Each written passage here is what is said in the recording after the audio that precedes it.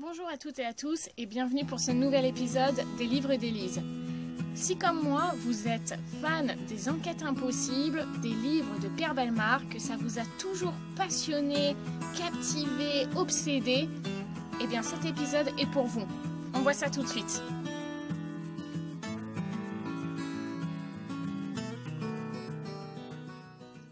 Dans les épisodes précédents, je vous ai parlé d'un livre pour remonter le moral, d'une fable politique, d'une histoire qui fait peur, d'un roman policier drôle, mais aujourd'hui, on parle d'un tout autre style de livre. Encore une fois, je vais vous parler du livre de Victoria Charlton, Gardez l'œil ouvert. Victoria Charlton, c'est une jeune youtubeuse québécoise dont la spécialité, c'est le true crime. Le true crime, ce sont des vidéos qui traitent d'affaires policières, élucidées ou non, des affaires de meurtre, des affaires de disparition, mais aussi parfois des histoires paranormales ou des théories du complot.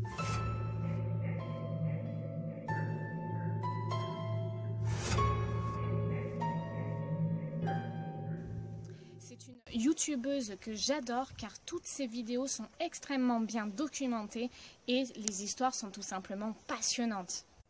Chaque année, en France, plus de 40 000 personnes disparaissent. 30 000 de ces personnes sont retrouvées. Mais il reste 10 000 personnes dont la disparition est considérée comme inquiétante et non élucidée. Dans Gardez l'œil ouvert, Victoria Charlton nous parle de 15 disparitions inquiétantes et énigmatiques.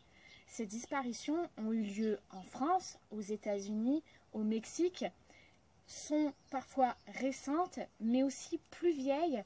Certaines remontent au début du XXe siècle. Le profil des disparus dans ce livre est aussi très large, car Victoria Charlton nous parle de disparitions d'enfants, mais aussi d'hommes, de femmes adultes, mais aussi de personnes bien plus âgées. Avec ce livre, Victoria Charlton démontre deux points extrêmement importants. Le premier, c'est qu'il n'y a pas de profil type de victime. Les victimes sont toutes différentes. Ce sont des enfants, des femmes, des hommes, des gens qui travaillent, des gens sans emploi.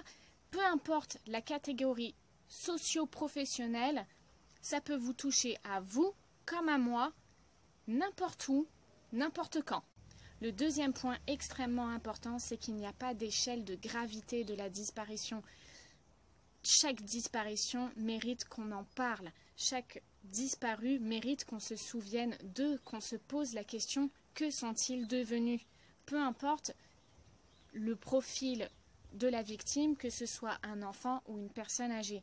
Malheureusement, cette distinction est souvent faite dans les médias. Chaque histoire est extrêmement bien documentée. Victoria Charlton nous raconte les faits, décrypte l'enquête, nous fait part des pistes, mais aussi de ses théories personnelles. On peut avoir peur de tomber dans de la curiosité morbide avec ce genre de lecture, mais ce n'est absolument pas le cas. Victoria Charlton traite avec beaucoup de respect ces histoires de disparition, que ce soit envers les victimes ou leurs familles. Son but est clairement de mettre en lumière, de donner de la visibilité à ces histoires pour qu'elles ne tombent pas dans l'oubli et qu'elles soient peut-être un jour élucidées. Vous avez peut-être vu le lien, mais Victoria Charlton, c'est un petit peu la version féminine, moderne et québécoise de notre Pierre Bellemare.